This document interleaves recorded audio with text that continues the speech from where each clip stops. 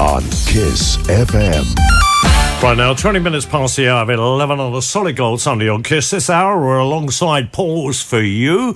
But right now, it's time for the Dog Spot with Gal Skinner from Dog Emporium. Good morning to you, Gal. Good morning, Owen. Yeah, well, we understand that Key, who's with you again this morning and knows his way around the studio, having done his last bit of formal obedience training, he's having a bit of time off, learning the alphabet. Yeah, indeed. He's learning the alphabet. We're using children's blocks. We have ABC on them, and they have 1, 2, 3. And at the moment, he's mastered ABC, so now we're going to work on DEF. Is he doing it by sight or hearing? It's by hearing.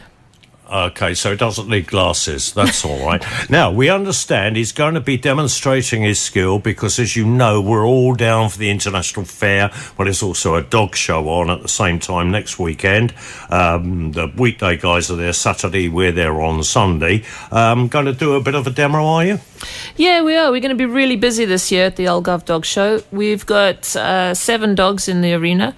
We also have a stand for the shop, selling natural products and toys and everything else. We have Bowen demonstrations on dogs, and we're also giving training advice. So, anything they want. What stand are you on this year? Do you know the stand number? I'm not sure of the stand number, but we're right next to the main arena in the dog show. Oh, yeah, of course, you've got to be near there. Yeah. And the dog show doesn't start... We're obviously going to be there for 9 o'clock. The gates open at 11, so you're going to be there, obviously, for about 10:30 setting up. Yeah, we're going to be there early setting up, and I think the dog show starts at 12. OK, well, perhaps during the course of the morning while we're live on air, you can keep us posted as to what's happening, yeah? Maybe. Yep. So maybe we don't do a normal dog spot next week. Just keep us people up to date at what's happening on the fair. How about that for an idea? Now, a few tips and tricks I need you to talk about, because something that... worries me is now we're coming into the hot weather, and I said earlier black clouds over central Algarve. Well, they seem to have moved, and it's gone up. It's 21 in the shade outside the studio now. I'm still seeing people going to supermarkets and leaving dogs in cars. Now, this is terrible, isn't it?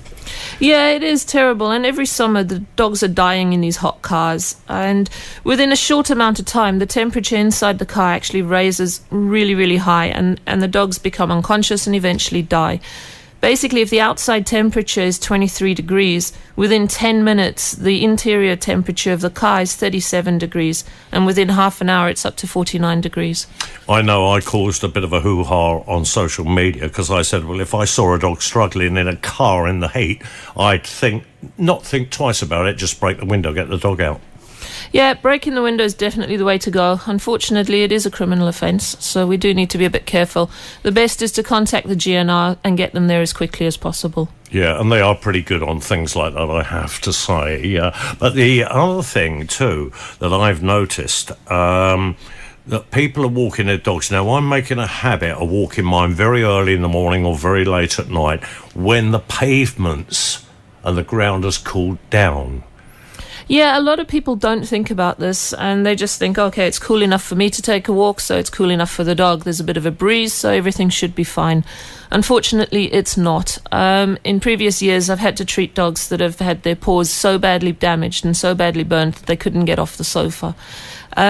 It's important that if you are intending to take your dog out, and we do advise that you don't between 12 o'clock and 3 o'clock, but if you do, please... If you do the 5-second test, so what you need to do is put the back of your hand on the pavement and hold it for 5 seconds. If you can hold it for 5 seconds without burning yourself and without feeling discomfort, then it should be okay to walk the dog. That's a good tip, because to be honest, the general rule is for people, stay out of the midday heat. 12 till 3 is the hottest time of the day. It's the time to go in. We're even leaving the aircon on and leaving the dogs in the house.